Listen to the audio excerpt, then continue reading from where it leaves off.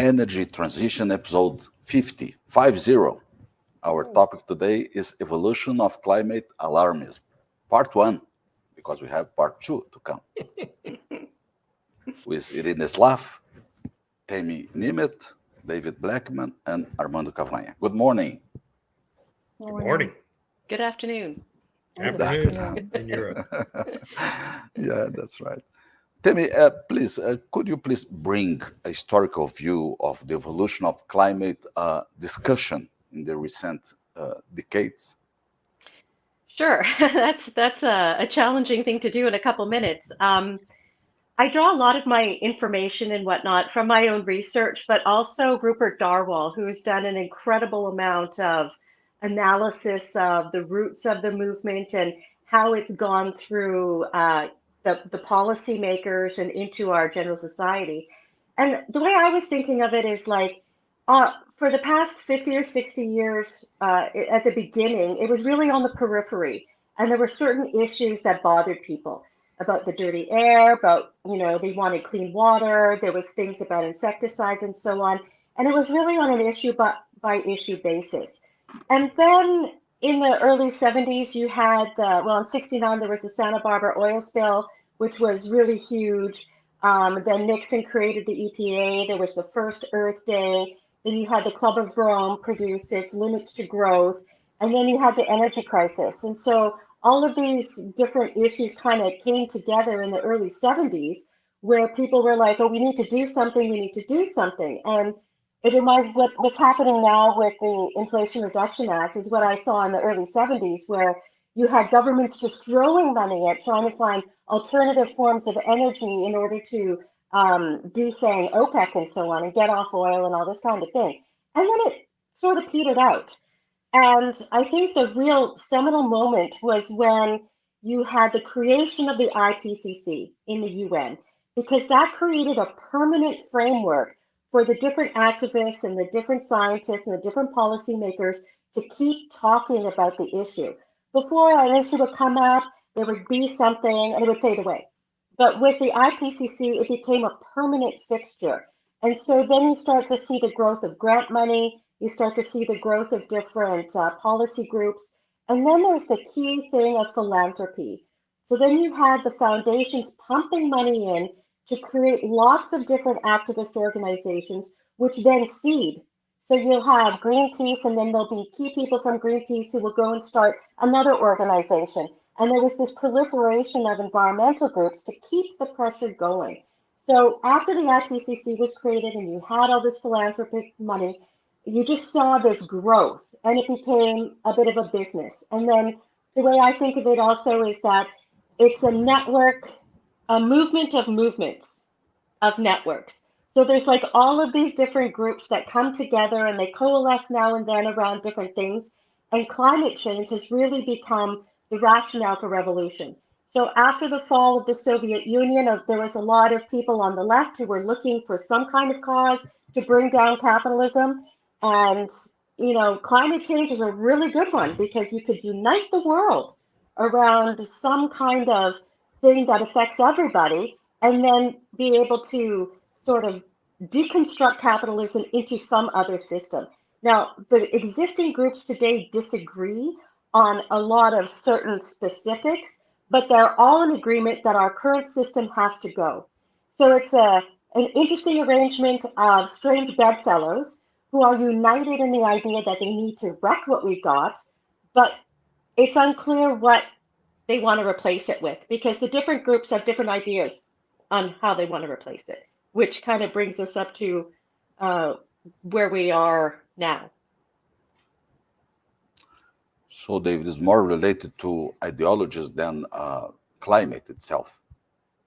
Yes, as one very wise man who had been an official in both the Carter and Reagan administrations told me in 1995, all the pinks and reds have gone green.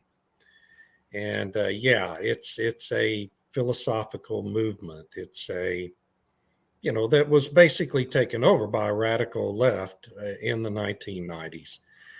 Prior to that, it had been, as Tammy noted, it had been more of a kind of a loose confederation of these groups with varying ideologies. But then, as Al Gore began to become more vocal on it, and you started having the government subsidize all these studies, but only the ones that were going to come to the right predetermined outcome. It became much more organized, and yeah, I mean, there is some disagreement currently on what the final solution needs to be. But a big piece of it, and the Inflation Reduction Act is very much reflective of this, is that you've had three big industries, big business industries, who have become the chosen client industries of the global environmentalist climate alarmist movement, and that is wind power, solar power, and electric vehicles. And these industries, now they exist in large part thanks to these massive subsidies that are coming from the governments of the Western world. The Asian and African and many South American governments are much slower to buy into all of this. It's mainly driven by governments in Europe, Canada, the United States. And it's just become this big feeding frenzy at this enormous trough of hundreds of billions, trillions of dollars in a vast array of subsidies and tax incentives. One bit of news this morning that we saw, Arena, I think, was the first to tweet about it, is that Ford Motor Company is partnering with a Chinese battery maker, CATL, in their new EV battery factory in Michigan. Now, this is happening a year and a half after Joe Biden pledged to mount a whole of government effort to free supply chains of renewable minerals and batteries and all these other components of renewables and electric vehicles industries from dominance of China. And we see one of the institutions of the American economy for 120 years entering into a joint venture with a Chinese battery company to build a battery factory in Michigan. And so it's just this bizarre progression, and all these cottage industries growing into these enormous big businesses are all a product of this climate alarmism, which grows more shrill, with every passing week. And it just has a momentum of its own. There's an inertia moving in that direction, and all these Western governments are flowing with it. Irina, at the same time, the speech changes to carbon emissions only. It's a perception. I'm not sure about that. Instead of vision of ecosystem as a whole. Is it correct or not? Yes, from what I can remember. As Tammy said, it used to be about oil spills. It used to be about ecosystem destruction, which are all bad things. It used to be about conservation, saving the habitats of this or that species. But really, people cannot think about all this. People cannot get worried enough if they have to think about many different causes. So over the decades, the narrative sort of, it got simplified, and it fixated on carbon emissions. Everything is about emissions, and the only party that's guilty of these emissions is the oil industry. It's oil and gas. We have the villain and we have the problem. It's like, I really don't want to be insulting to American culture, but it's like a comic book, the way I see it. It has become like the plot of a comic book. We have one super villain, one big, bad, really, really evil villain. Right. And we have the poor planet and everyone on it in the thrall of this villain. And the good green energy warriors are fighting against the villain to save everyone and the planet. It's no longer about conservation, although of course there are groups that do conservation and they are they're making progress, but that's become sort of a secondary concern. We are all focused on emissions. We are all focused about the climate, and the very language of the narrative has changed from being specific and being factual as much as possible. It has now become talk about apocalypse, about catastrophe, about disaster, and we're all going to die in 10 years or 12 years, and there will be no future because of emissions. It has really become very much oversimplified because people can deal with that. As in, it's easier to absorb, it's easier to worry about, it's easier to blame everything on climate change and big oil. You know, you have the villain, you have the problem. You can work towards solving it by, you know, demonizing the villain and knowing that it's the villain. But you still use the villain's product, you know, because we can't afford not to. Well, but that's we a can really continue demonizing and blaming them for everything, for emissions. Yep. that's a really good point because now everyone can be the hero. You know, Yes, oh, I've offset this, right? So now I too am a hero. I'm one of these people who can help stop big oil even while I use the stuff, right? So yeah, excellent point about simplification of the narrative. yeah, What because I it's find easily digestible, more for easily sure. digestible. And what's interesting is this development in 2008, 2009 with the economic crisis. And the Obama administration really believed this was the time. And there was all this talk about a global Green New Deal. And the UN put out a paper by Edward Barbier. There was lots of conferences about it. John Podesta and the Heinrich Böll Stiftung Institute in Germany put together the Great Transformation Conference, where they were talking about how they could weaponize governments to shift the investments and everything to pursue the climate change narrative. And one of the interesting presentations there was Thomas Homer Dixon from Canada, who said, well, this is all well and good, but I'm not sure if we can do this until we have a cultural shift because the Right. public just isn't on board yet. So we're really going to have to permeate the culture and change the culture. And I think that became the sort of walking the path that they wanted to do from then, because you had the climate gate that happened, which derailed the Copenhagen talks, and and so their global plan kind of fell on hit the roof, so to speak.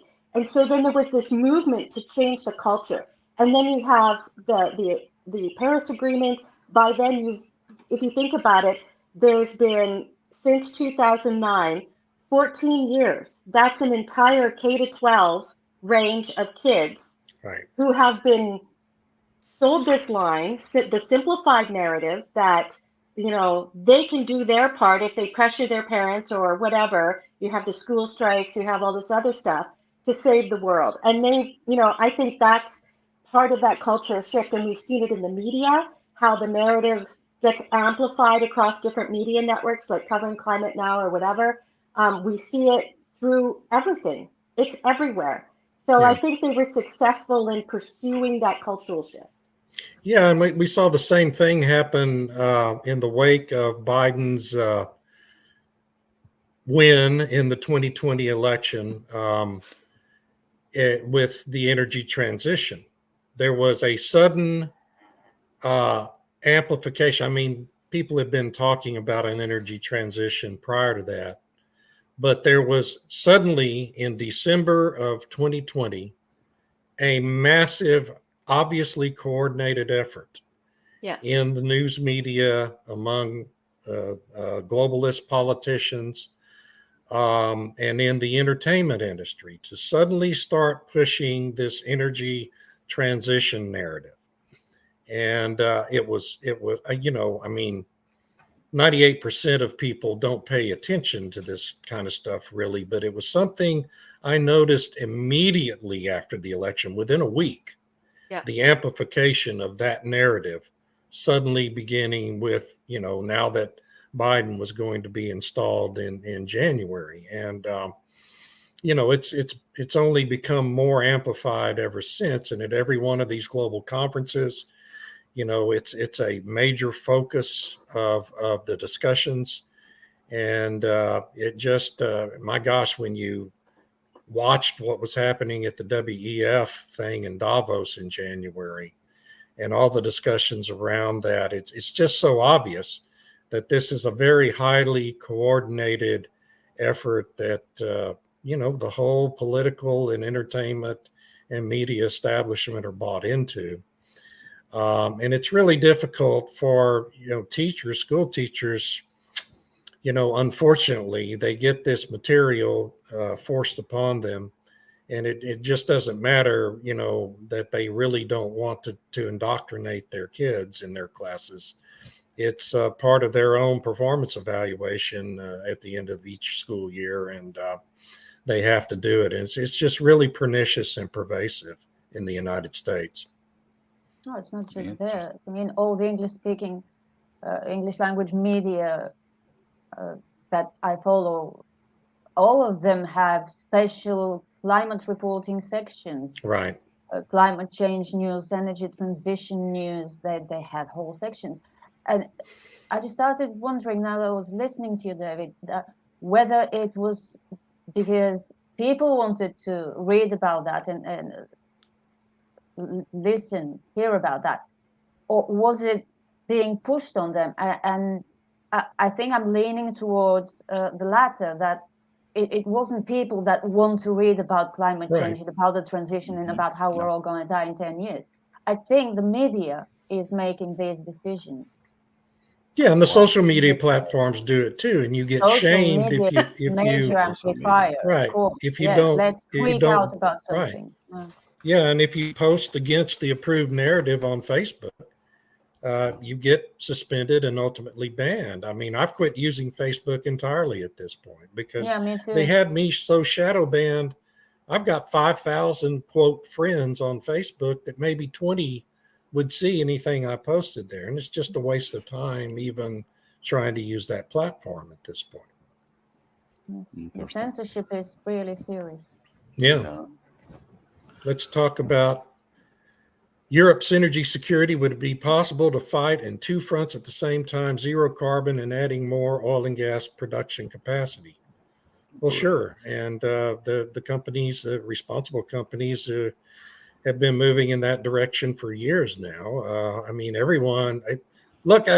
I think, and I know all of you feel the same way. I'm not against cleaning up the environment. I mean, one of the reasons why this movement had to shift its focus to carbon dioxide was because we had done such a great job in the Western world of cleaning up all the real pollution. Yeah. I mean, my God, we had rivers in America that used to catch on fire when I was growing up in the 60s and 70s. All of that has gone away. The average automobile, gas-powered automobile, if you poured half a teaspoon of gasoline on the ground, it would emit more carbon in the air than your gas-powered engine, modern gas-powered engine, is going to emit in a year. I mean, that's how well we've dealt with actual real pollution. And so you have to focus on, the boogeyman had to become carbon dioxide. And even that is a fraction of what it used to be from the oil and gas industry. But anyway, y'all, I'm sorry, I kind of got off the point there. No, you're right. These two fronts are mutually exclusive, by the way, to respond to the comments. So there's some serious cognitive dissonance there in Europe. Yeah. Well, I get his point about doing both, but both cost a lot of money. And even if the oil and gas industry were to become quote unquote zero carbon, they'd still get nailed with Scope 3 emissions. So this is what I'm hearing by the activists in Canada. It's like, why are you spending money offering tax credits for carbon capture and storage when all 80% of the emissions are when it's burned, like when you use the oil or you use the gas or whatever. And so their position is that you shouldn't have those tax credits. We should invest it all into wind and solar Right. because the burning of the fuels is what creates most of the emissions. Um, so that's a bit of a challenge. And it's all interconnected because the groups that advocate for that get a lot of money from the wind and solar industries, right? That help support them in their efforts at messaging on behalf of the wind and solar industries. And it's just this big circular, huge business that's a multi-billion-dollar business in America, and I know it is in Europe as well. But this is circular, David. It's kind of a circular economy. It's a Yes, circular exactly. economy. It's not the Exactly. right circle, Good. but it's Good line. circular. It's definitely Yeah. circular. And it's all subsidized by the government. So, I Yeah. mean, it's a hell of a racket, really, when you think Yeah. about it. Al Gore has become worth over $300 million by latching on to this racket and leveraging it to his own personal benefit. So it's a very lucrative business to be in. Interesting. Irina, how big is the climate alarmism in Europe and comparing to United States? In my perception, United States has something like a pragmatism to win. To It's different from Europe. How is the difference? Well, I think climate activism has a longer history in Europe. And Europe doesn't have the sort of history in oil and gas production. I mean, there's Norway, of course, there's North Sea. That's pretty much about it for Europe, for local production. Those big oil companies from Europe, most of their operations are in other parts of the world. Outside, yeah. But yes, but Europe has been, Western Europe especially, has been so wealthy for so long that there are many people with nothing better to do than become activists. I'm sorry if I sound harsh, but this is the way I see it. And especially now, in the last 10 years or so, all these young people who are the product of a really, really excellent environment, materially speaking. They don't have problems. They do not have to worry about their survival the way people their age in African countries have to worry about, or Asian countries, or even in Eastern Europe. Probably there are studies, but if there aren't, someone should do a study about how people feel about climate change in, say, Romania as opposed to France. And Yeah. I'm sure the results will be very, very different because down here we have actual problems to do with Have getting real through the things to month worry about. Yeah. without going into debt. In the United States, I don't have a direct look at how things are in the United States, but I think social media did the job for Americans, especially for young Americans, because before social media, young people had other things to do. They didn't follow news. I didn't follow news in the 80s when I was growing up, Right. and not just because there was no news to follow, but I wasn't interested. I had so many better things to do. But with social media, everyone is on social media, especially young people. And, there's a wonderful exchange of ideas, but there's also a very dangerous exchange of ideas and indoctrination. I think it's dangerous because it leads to those student protests that Greta Thunberg started. Let's not go to school. Let's go and protest that the government is not doing enough about climate change and we will not have a future. Well, if you want to have a future, stay at school, learn your subjects, get an education and do something about it, not protest, do something actual, come up with a better technology to, I don't know, increase fuel efficiency for cars, for example. I think So, you make a really good point there, especially now that with the energy transition, it's got into the boardroom. And until it reached the boardroom, there wasn't much hope that this was going to go very far. Politicians could do stuff, but as long as business was still kind of pushing back a little bit and whatnot, then there was less hope that this would become something more permanent. But now that it's been this capture of the corporate world. And there were always some who were sort of thinking in the stakeholder capitalism mindset. And I think with these young people that Arena's talking about, a lot of them have entered into the corporate world. So, I would say over the past 25 years or so, the Ivy League colleges have changed how they teach stuff. And so you get this embedded sense of climate alarm and that we need to do something at these elite universities. And as much as people may not want to hear it, they're the ones who become the corporate leaders. So then you have these corporate leaders who believe that stuff, but also want to make money. And they're sort of facilitating this transition, not partly because they're ideologically committed, but a lot because they're going to make money from it. So there's this tension between the ideologues who think we can make a better world and communism and socialism is better than selfish capitalism. And then you have the people who just want to capitalize on that, to make the money like Al Gore. Who wouldn't want to have 300 million bucks in the bank to go and jet around Exactly. and do whatever? So there's that tension there. And as Aretha points out, in other countries in the world, there are bigger problems. And unfortunately, in the G7, the G20, maybe looking for some kind of purpose helps to move this along. Yeah. So, yeah. Yeah, when you don't have actual problems, you have to make up some problems to have something to worry about and to feel like you're doing something to solve a problem, because it gives you this feeling of worth. We all want to feel worthy. If there's no other way, we make up problems or latch on to the problem somebody else has made up. Let's create a problem to try to solve this.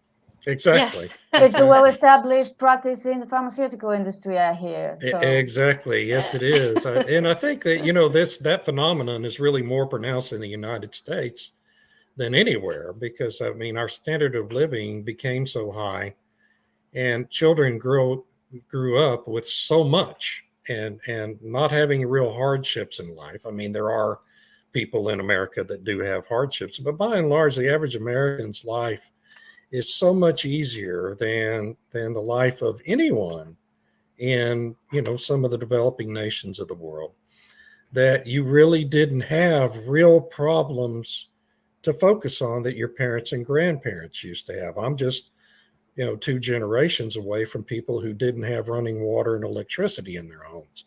So even my upbringing was radically different than just 2 generations before.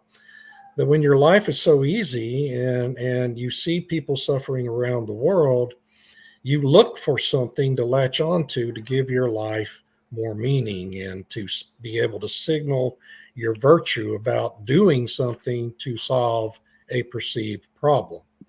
And so, that's how you end up with display cases full of fake meat in the superstore, the supermarket, right? That, by the way, in my local supermarket a year ago, the fake meat part of it literally filled up about a third of the entire meat section. And now it's down to about maybe a 30th of it, because nobody's buying the stuff. It sits on the shelf and gets moldy.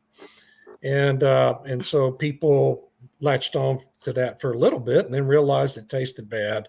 And I need to find something else. So maybe I'll find another way to reduce my carbon footprint. But the point being that everyone's in search of meaning for their lives and something to say, I'm a good person for doing. And unfortunately, for children growing up in America in this century, it has been the best way to signal your virtue is to be able to say you're doing something to reduce your carbon footprint. And so that's what so many have focused on. And as y'all said, they're coming into the corporate suites now and getting onto corporate boards. And so it ends up becoming news when BP, one of the world's largest oil companies for over a century, makes an announcement that it's actually going to refocus some of its capital on its core business. That's a news item now. That BP's, going back to being an oil company to some extent. Yeah, so that's right. That's how we get there. Yeah. Ronald is coming with a question. Climate alarmism will continue to evolve, just like David Suzuki switched from his 1970 stance that the ice age was coming to the planet is on fire. The pendulum will shift back and forth to the dangers of cooling as the natural cycles bring back the cold. Yeah, I think that's I'm sure that's right. And there was a report just last week that we haven't really had any real warming globally in 7 years now, despite dramatic increases in carbon dioxide in the atmosphere. And so, yeah, I mean, it goes in cycles. It always has, and it always will. That's why climate change is so great. It's not warming, it's not Right. cooling. That's why winters have become extreme weather and summers have become extreme weather. You can call anything extreme weather and blame it on climate change, which was brought about by big oil. But climate change was a genius. Right. It's why cold fronts have names now, right? Well, so this goes back to what Irina said about the simplification of the message. And what I heard from listening and reading Steve Koonen's book and Richard Linson's work, Judith Curry's work, is that Steve Koonen's book right here. Yeah, it's so awesome. And they were talking about how the scientists who wanted to say, well, maybe CO2 emissions aren't the big boogeyman you think they are, were completely cut out of academia. They were pushed out, or their voices were minimized, and so on. So you can't even have a conversation about what is the perceived problem. Yeah. And so you're not allowed to deviate from that at all. I'm sure there's going to be a warning on YouTube about this, about our conversation. But you can't even raise that issue, which then, like Judith Curry was talking about, we have weather amnesia. We can't even remember what happened in the weather 2 years ago, let alone 50 years ago. So when things they call extreme, because we can't remember there was a really bad blizzard in 75. So there's this immediacy of everything that we do. It's like everything is in the now. And we can't, she talks about weather amnesia. We have amnesia about everything that didn't happen yesterday. Right. Yeah, I've got a great anecdote about that. When Winter Storm Uri, this cold front with a name, came through Texas a couple of years ago, the Fort Worth Star-Telegram, a young reporter who wrote a great story, actually, so I'm not bashing him at all. But he calls me.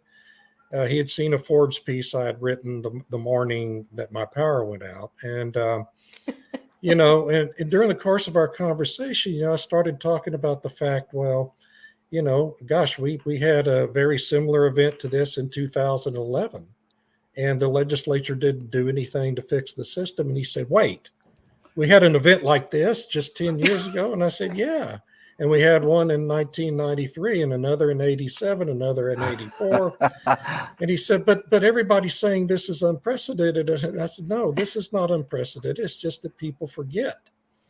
And I'm old and I have a long memory for these things. And I said, go, I even volunteered to do a little research for him. I went back and found news reports about all that stuff. But the point being, you're right. I mean, people have weather amnesia. And so when the weather people become climate alarmists, nobody, the normal viewer doesn't have any memory of anything different. You don't have that context.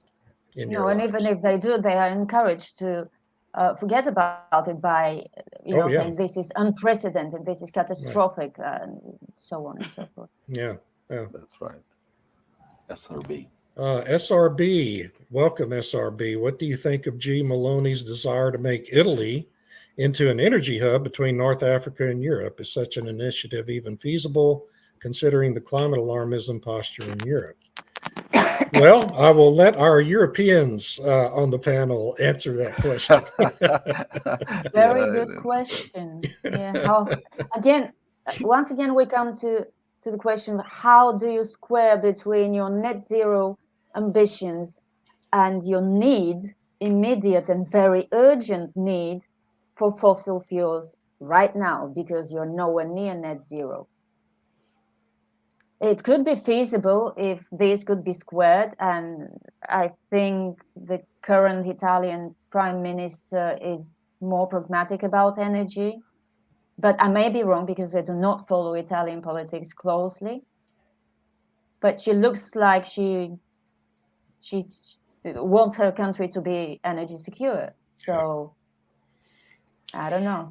Yeah, that's a really good question because there's so many shifting dynamics there with the European politics because the Europe is notorious for taking an eternity to make a decision about anything.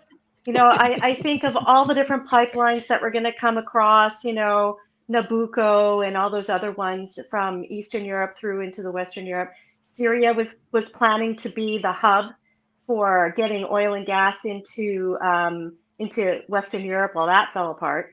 So I don't know. France was planning to do something, but they got so much pushback. They don't want to connect the pipelines from Spain, from North Africa through Spain into France. Will Italy be better positioned? Maybe. But as I said, these things take forever. And there's so much political wrangling and whatnot that goes into it. And the fact that, the European Parliament is half of it or three-quarters of it is pushing so hard for the Green Deal. I don't know. They're not completely independent EU so members, so there will be pushback for sure. And Yeah. wouldn't Italy, as a member of the EU, face some sort of sanctions if they don't I don't know toe the about party sanctions, line? but they will be criticized. Just criticism? Okay. Well, Well, could be other just- leverage employed as well, the way they do Yeah, with Poland, yeah, right? Yeah. So they Yeah. hold back payments or stuff like that, Yeah, yeah. to Like influence our always federal twist government their does arm. here Yeah. to states. Yeah, yeah. Irina, is there a connection between climate alarmism and the totalitarian order? Something related? Well, yes, there is. Do we have time for this? Next time? Well, that could be part 2. Part 2? Yeah, maybe leave it for next time because I really feel that this whole alarmist movement has effectively become a tool for changing the order and changing it into a way that is quite familiar to me from my childhood and will be even more familiar to people who are older than myself. But I do suggest we leave this particular topic for part 2 so I can really Part 2. give it a go. Great. Okay, almost 40 minutes. I suppose. Can I add one thing? Sure, Absolutely. of course. I wanted to mention education because so Poland and certain areas in Canada and the United States, the TVA, have agreed to employ a GE Mitsubishi small modular reactor. And Poland has said they want to build 79 of them. So they went and signed an agreement with a bunch of universities in Poland a couple of weeks ago saying, we need you to expedite the education of the appropriate employees we're going to need to run these things. And so I think that's really fascinating because in Calgary, which is the center of the energy industry in Canada, last year they decided to discontinue their petroleum engineering because there wasn't apparently not enough student interest. Yeah. And so what happens? Right. So what happens to an industry that no longer trains enough engineers to do it, to run it? And so are we going to be importing Russians? Oh, no, we can't do that. Are we going to be importing Chinese petroleum engineers or other Eastern European petroleum engineers because we're not training them? And then what happens with all these SMRs that they want to put up all over the place? Are they training enough people? Poland sees that threat and they're committing to train people, but Yeah. I'm not so sure what's going on in Canada or the United States. Or the UK's also signed on to do the same SMR. It's the one by GE Mitsubishi. Interesting. We're in Poland, you mentioned? Yeah, it's Poland. So Poland is smart, committed okay. to building 79 of them. And of That's course, good. we need people to service them, if not build them. Right. You So definitely Exactly. need the right kind of people with the right education. yeah. And that's great because the reality is if you're actually going to ever get to a zero carbon electrical system, nuclear is going to have to be the path forward. Absolutely. Wind and solar cannot do this. No. And right now, what we have going on is just this massive grift. It's a racket for these subsidies. And in about 10 years, we're going to have some kind of an enormous energy crisis because we haven't invested enough in in new petroleum reserves, and that's when I think once we have a big crisis, then governments will realize, look, we have to get serious again about nuclear, because that's the only zero emission path forward that's viable. So But they David, wanted to really screw up and then fix things instead of avoiding the screw up and Yeah. fixing the things. construction Of course. of nuclear plants takes a long time to. A long time. So that's Unless they're expedited by the government, of course. One of Right, the and- reasons they take such a long time is because the government delays and refuses to issue permits. And there's no time enough. right. Well, I don't know about these SMRs, if because they're done in this modular design, if they Right. produce it like on a factory basis, maybe the assembly is quicker, but even so, I don't know. I don't know. So let's wait for the part 2 of this same topic. Will be great. It's a big Thank topic. you. Yeah, it was a pleasure to meet you today again. Always. Yeah, Always. let's Thank see if you. we get deplatformed from YouTube for this one. Oh yeah, let's see. Yeah, that's good. You can see people, the contacts of David, Irina, Temet, and myself. A great day for you all. Have a great Same day to and a you. great Thank week. you. Hope we all have a Bye. wonderful week. Bye bye. Bye bye. Bye.